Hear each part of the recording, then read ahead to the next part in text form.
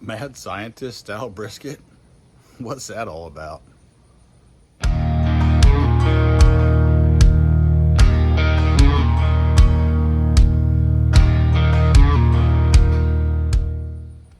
Hey guys, got a pretty special cook about to happen tonight. I was watching a video put out by Mad Scientist Barbecue, and he stumbled on a method at one of his cook-offs.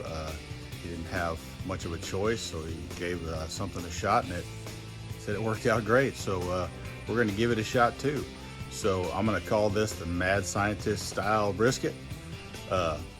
Basically what we're going to do is we're going to run the pit right at 200 for 2 hours. Then we're going to bump to 225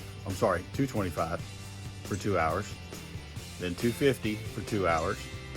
And then we're going to bump it up to about 285 and just let it run until the brisket gets to be about 180 internal. At that time, we're going to wrap it up, and then we're going to set the pit to 195, and we're going to leave it there for about 10 hours. What this is going to do is it's going to kind of bypass the hold stage. According to him, you know, it's kind of finishing the cook and doing the hold all in one, and we're just going to see what happens. Might be great, might be terrible, who knows. Stay tuned, we're going to find out. All right guys, got the pit fired up. Gonna let this thing get to 200 degrees and let the smoke settle, and then we'll throw it on in. All right, brisket is in. There it is, looking good. It is about 11:30, so at 1:30 I'll bump this thing to 225. Okay, so it's been 2 hours. Let's take a look real quick.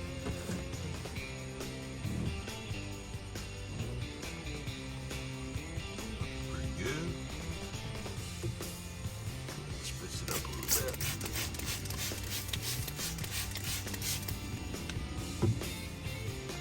We're going to go ahead and bump this thing to 225 for the next 2 hours. All right guys, it's 7 a.m. I've got the smoker set to 285 and it's running right now. I had a bit of an issue last night. About probably 4:30 in the morning, temperature started to drop. Of course, I was asleep, didn't notice. But I had a low temp alarm set, so the low temp alarm was set at 200. It went off. It woke me up, and I came out, and there's nothing wrong with the equipment, nothing wrong with the gauges, but there was some bridging in the coal chute, and it just wasn't letting the coals drop down to the fire level.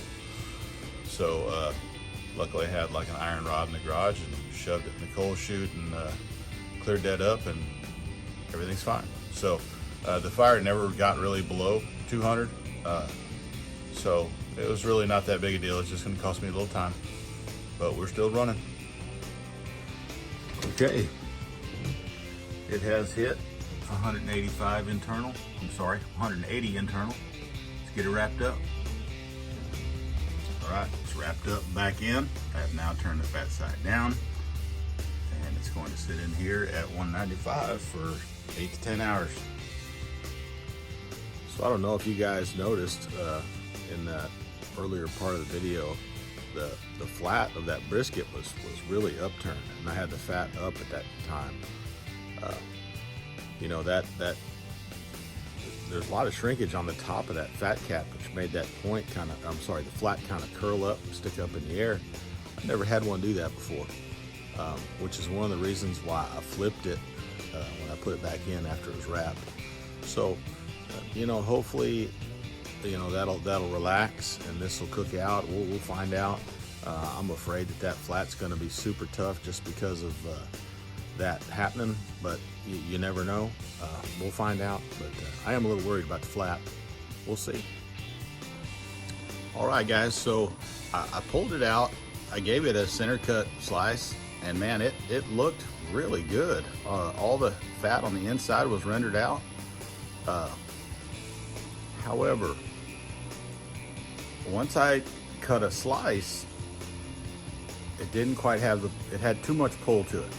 Okay, so it wasn't quite there, but I think I found the culprit. We were talking earlier about that weird curve on the brisket. I think I had my water pan too close to the brisket.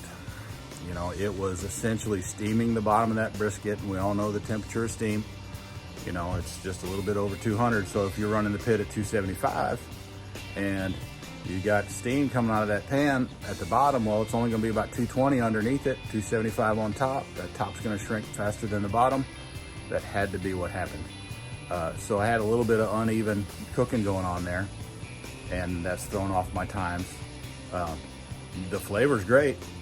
So what I did after I cut a slice, I essentially, all I did was separate the point and the flat. I did put them both back in. You know, the point can take a lot more, so I just put it back in. It's probably okay. But the pull on the flat slices was just a little bit too much. Not a whole lot too much, just a little bit. So I put it back in there. I only took one slice and tested it. So it's back in, basically the whole flat wrapped up.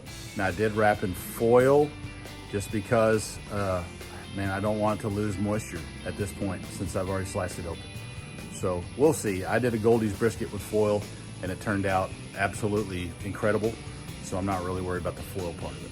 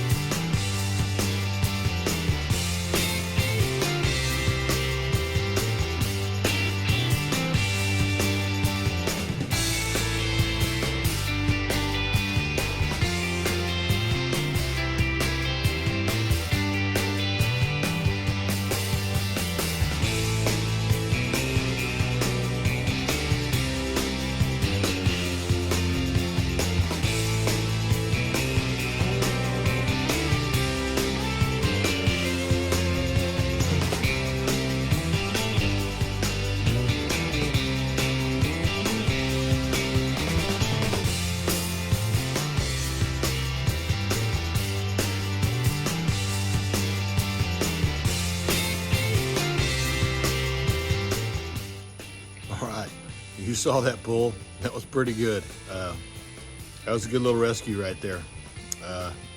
Now for the taste test. I mean, check out the bark. It's got really, really good color to it. Let's see. Yeah, that's good. That's good. You know, it did lose a little moisture just because I had to reheat it, but it's still juicy. It's still really, really good, man. I'm gonna do this again. I'm definitely gonna do this again. Next time I'm gonna do it without the water pan and see how that goes. But yeah, good job, Mad Scientist, dude. I don't know what to say. It's dang good brisket. Definitely worth my time. See you next time.